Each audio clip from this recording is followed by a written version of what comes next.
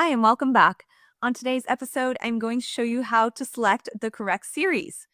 When starting a 3Mensio assessment on a patient and starting your case workup, this is the screen that you're going to see. So you're going to have the volume rendering as the main option view there. Then you'll have your coronal, sagittal, and axial views.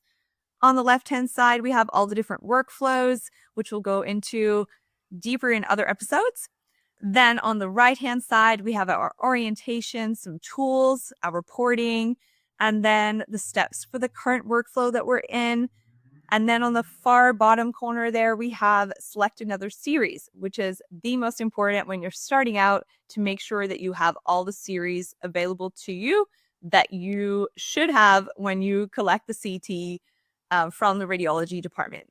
So loading this in here, we have 3 series available. So we have 2 aortic series, so a systolic, a diastolic, and our access, which we'll go into in another episode later on. However, looking up the top here, this is green, and it gives us a percentage for our systolic phase.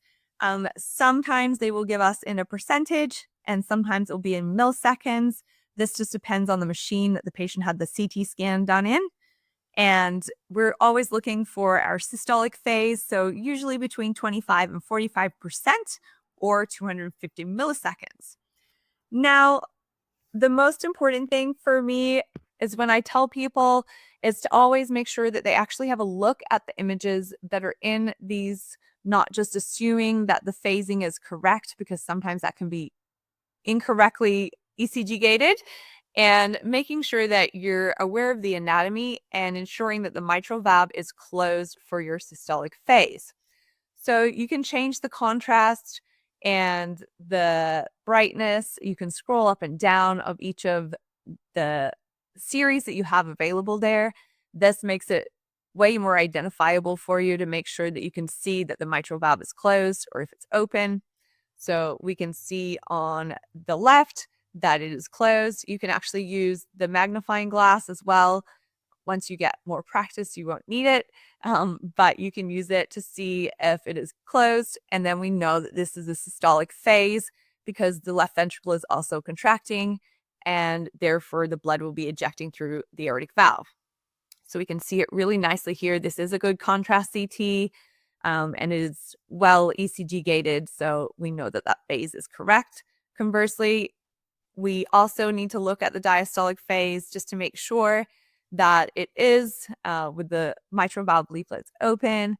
And sometimes some patients do have a bigger aortic annulus area or perimeter in the diastolic phase. However, most of the time it is in the systolic phase.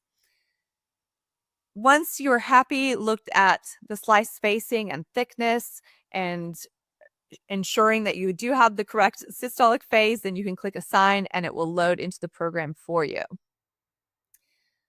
Once it has loaded, then you can check all of the information on the outside of the CT. So we can see in the volume rendering, we have the patient name, date of birth, we have what views it's at. If you move it around, you also have on the right-hand side which section of the series it is. We have when it was taken, the phasing. We also have down the bottom our slice spacing and thickness, the series, and how many images are included.